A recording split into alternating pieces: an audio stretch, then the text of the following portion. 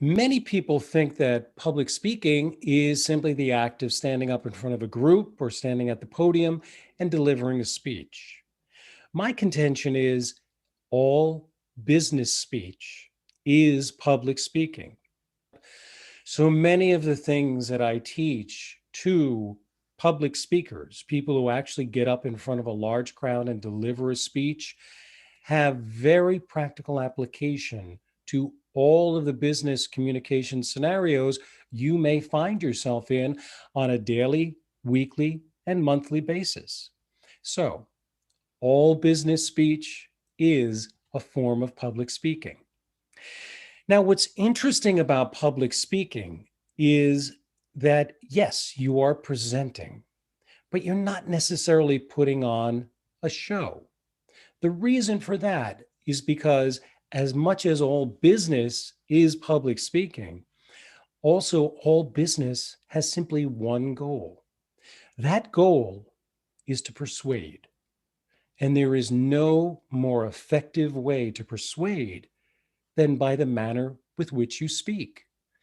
Because you see, if the goal is persuasion, in order to get to that goal, you've got to get your listeners to trust you.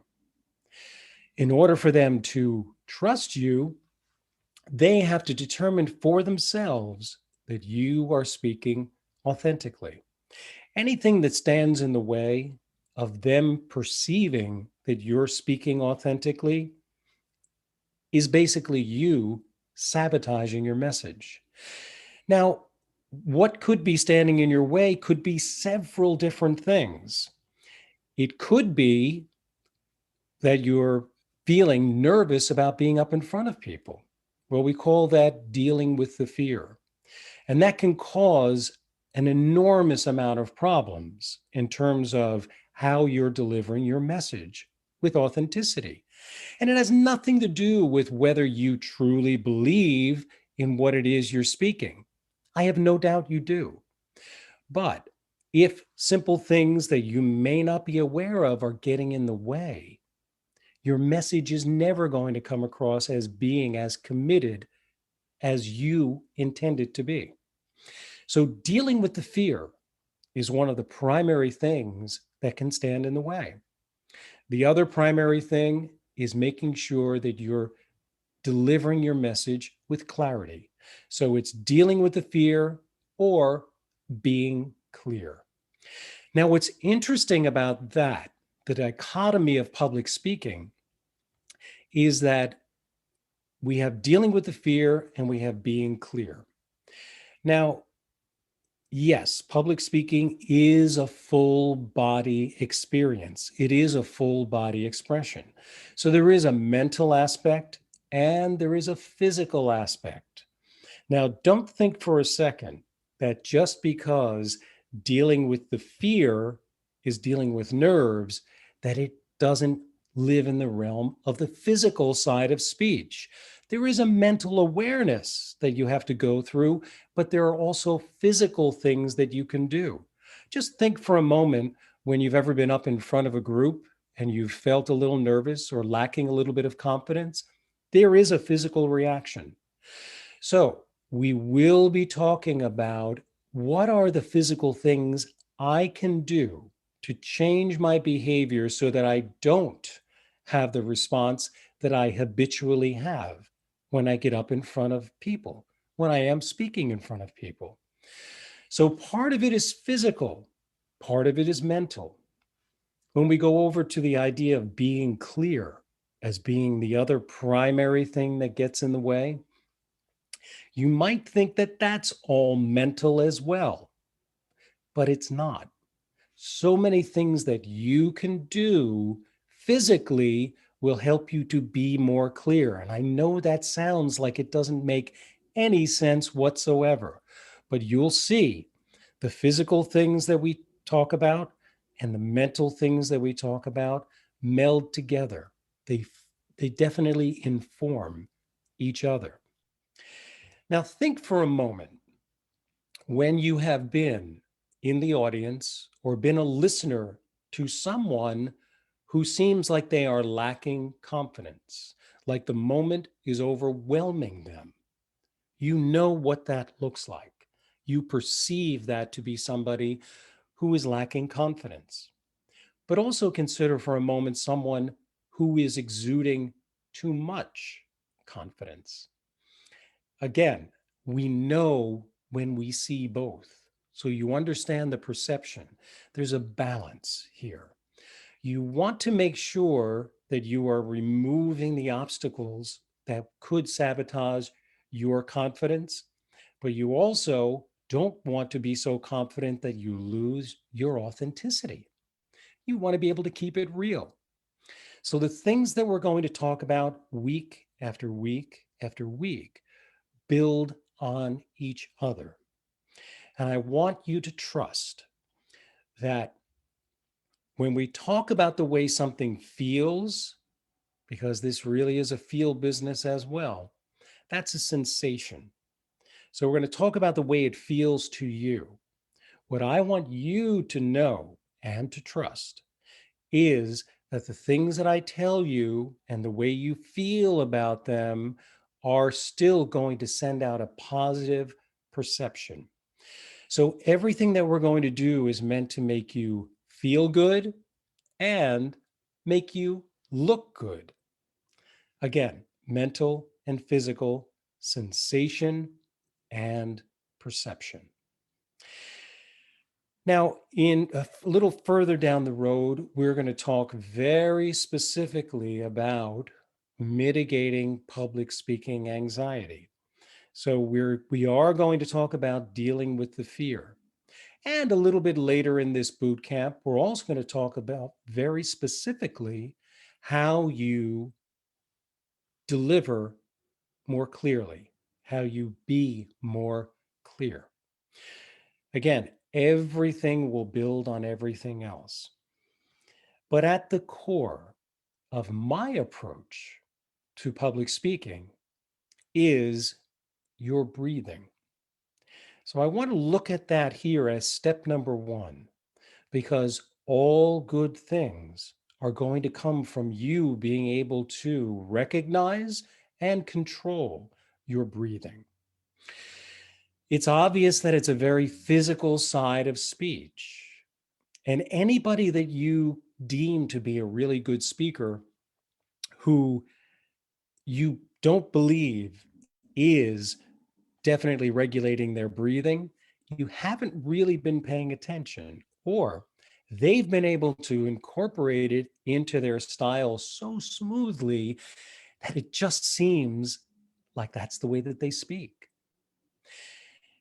If you think about breathing, so many of the clients that I have taught in my 12 plus years of coaching and training have said to me, I'm not really sure, Paul, if I'm actually breathing when I'm speaking. I don't even really think about it. And breathing really is something we don't think about all that much, except when we're possibly when we're exercising or when we're underwater. Both of those times, we suddenly become aware of our breathing. Most of the time, it's just something that happens. It's just one of those spontaneous physical things. We're even breathing when we're asleep. But what I want you to become acutely aware of is the necessity for you to control your breathing as a good public speaker. Again, these are the basics. This is like going to the gym and beginning with very simple exercises. But you will see week to week how much this becomes your strongest foundation. And foundations are really important. When you need to develop forward momentum, when you're speaking to somebody in a high stakes environment, you need to rely on your body. You can't simply will it with your mind. When you need to mitigate the fear of public speaking or the nervousness or quell that nervous feeling, you need to make your body settle down. So, this breathing is going to become really, really important. I'm going to put some sentences up on the screen and we'll work through them one by one. So what I want you to do as you're following along with this video is to say this sentence, but take a breath. You'll see in the first sentence, if we read through it, we need a better strategy for completing phase 1 of the project, and we need it by Tuesday. Anytime that you take a breath in, that is the vocal fuel you use to make sound.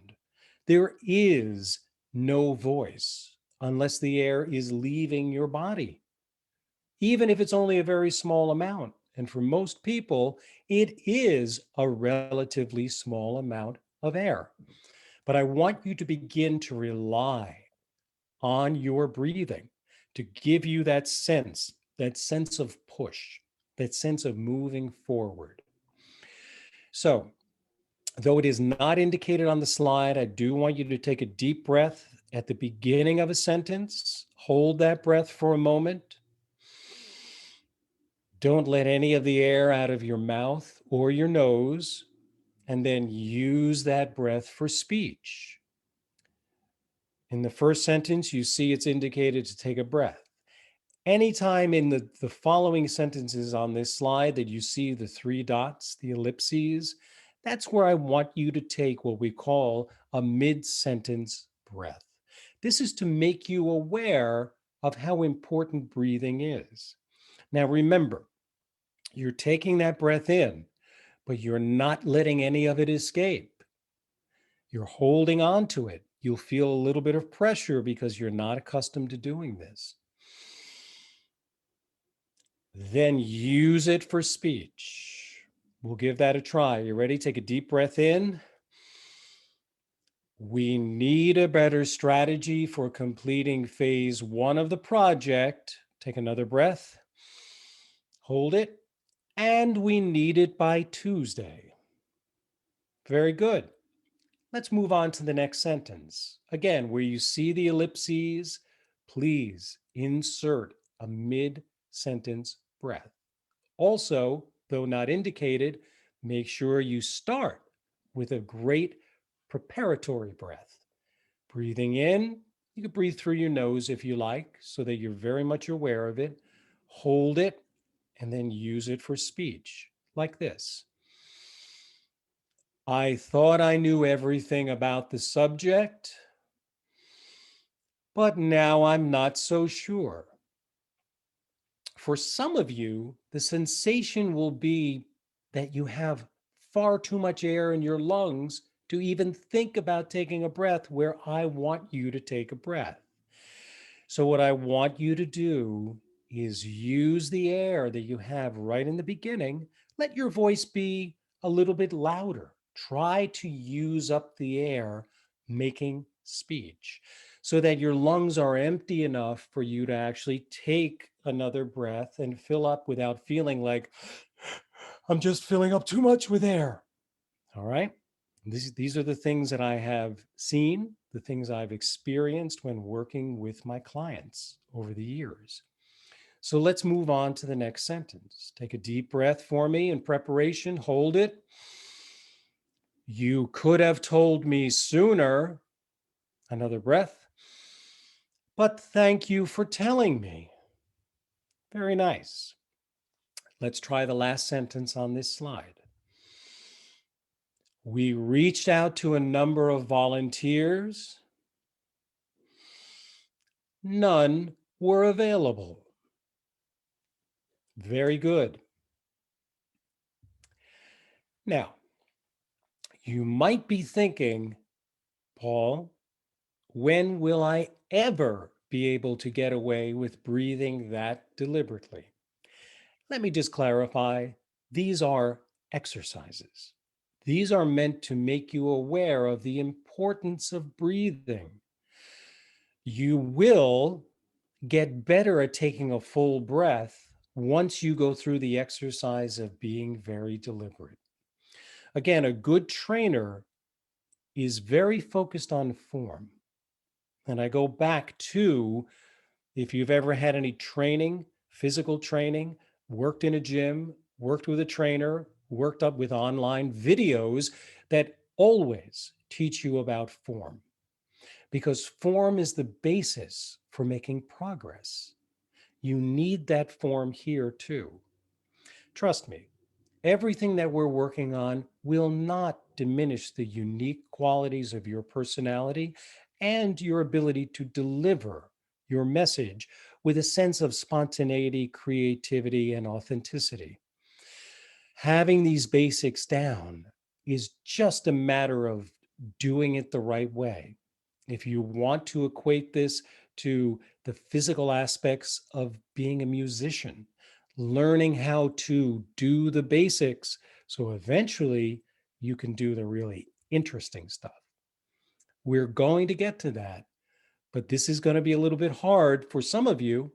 For some, you'll pick it up right away. Let me also mention something really important about breathing, and that is even when you take that really deliberate breath, it still doesn't look like you're taking a really deliberate breath. The body language perception of you taking that deliberate breath and literally pausing for that moment is that you're thinking about it, that you're determining the importance of your words, that whatever you're about to say next, you've truly considered. Therefore, it sends a signal to your listeners that they should pay attention as well. This is basic listening behavior, and we are going to talk about that quite extensively throughout the weeks of this boot camp. Again, week one is an introduction of concepts, how we approach public speaking. We'll talk about all of these things in due course, and you'll see nothing is left way over here. It's all connected together. The physical side of speech, the mental side of speech. Today, we're looking at the importance of breathing. Now, breathing is going to do quite a few other things. Yes, you're going to send a really positive body language message. Yes, you will be pausing more often because people pay attention to what comes right after a pause. For anyone who feels uncomfortable with slowing down, thinking that you're going to lose your audience, whether you pause or whether you insert breathing, they need time to process what you're saying as well. So you're not going to lose people's attention by following these good practices. Now, you will figure out what the right pace is for the cadence that you are familiar with and that you've adopted over your years of speaking. We're just talking about making sure that your basics are in place so that you can move forward in the direction you want to go. So let's take a look at a little bit more breathing. In order to make sure that you really truly are breathing the right way, it's important to know that your breath, your breathing apparatus, really begins way down here. This is your diaphragm muscle. It sits below your lungs. Your lungs, they do expand with air, but they're not a muscle. The muscle that regulates air in and out is the diaphragm muscle. When it pulls down, the air fills up in the lungs. When it pushes up, the air comes out of the lungs and we have speech. So I want to make sure whenever you are breathing that you're making sure you're not letting your shoulders come up, you're not raising your rib cage, because the other physical attribute of the diaphragm muscle is that it is attached to your rib cage. Therefore, elevating your rib cage will shorten your lung capacity. So what I want you to do to loosen up your vocal cords, work your belly, get you aware and recognizing your diaphragm muscle, is I want you to breathe in as you just did a few moments ago. You're going to breathe in deeply, allow your diaphragm to lower, Hold that diaphragm muscle. That's how we pause the air moving out of our lungs. And then I want you to not say a sentence, but just make a sound. And the sound is ah, just like going to the doctor or the dentist. Open up and say ah. And I want you to hold that out for about 10 seconds.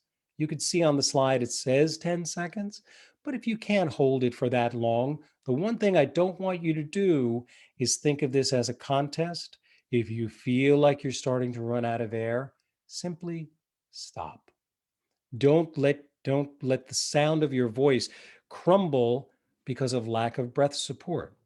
When you feel like you're starting to run out of air, rather than squeeze it out, just stop like this.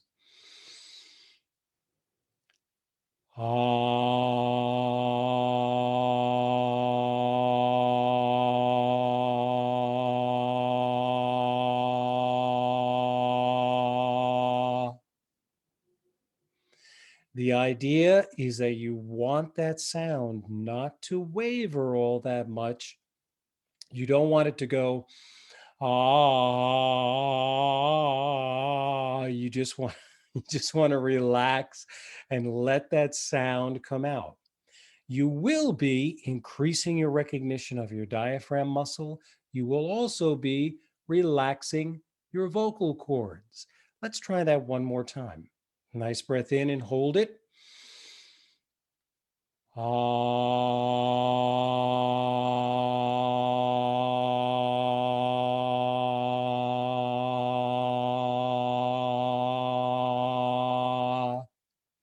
Good.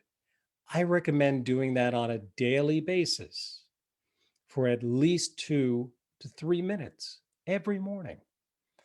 It is the exact same exercise I do to put my voice in a good place where I don't feel like I'm fighting the morning fogs in the voice. I don't feel like I am at the mercy of feeling well rested or having the feeling of stress, which can creep into our days. This is even a really good exercise to do midday if you have the privacy to do it so that people don't question what it is that you're doing. It's a great one to work in. And certainly, while most of us are working at home in between Zoom meetings, consider it to be your relaxation in the same way that you would get up and stretch. This is what we call a vocal stretch, but it serves you in so many really important ways. Moving on to the next set of sentences on this slide, we're really going to focus on allowing that breath to come out. The first group of sentences that we did a few minutes ago were an indication of taking a mid-sentence breath. These are what I call shorties, and all I want you to do is get used to the idea of the air coming out of your body, just like this. You've got to be kidding. And it may sound like you're projecting your voice a little bit more because I want you to use up all the air. Just let all of the air flow out. Try that again. A nice breath and hold. You've got to be kidding. Obviously, when you are in a loud environment, in order to make your voice louder, you've got to be kidding. You need that vocal fuel. Let's move on to the next sentence. Take a deep breath and hold it. I will look into it personally, letting all of that air out. So now you have an idea of what I mean by breathing being the basis for public speaking. And yes, you're also aware of how important public speaking is to everything you will do in business. And in subsequent weeks, we will look at specific business communication scenarios and how these best practices, these fundamentals, play an enormous role in your success. You'll learn how to rely on them, to go to them. They are your tools. We're starting to populate your tool belt, the things you have to use to be a better public speaker?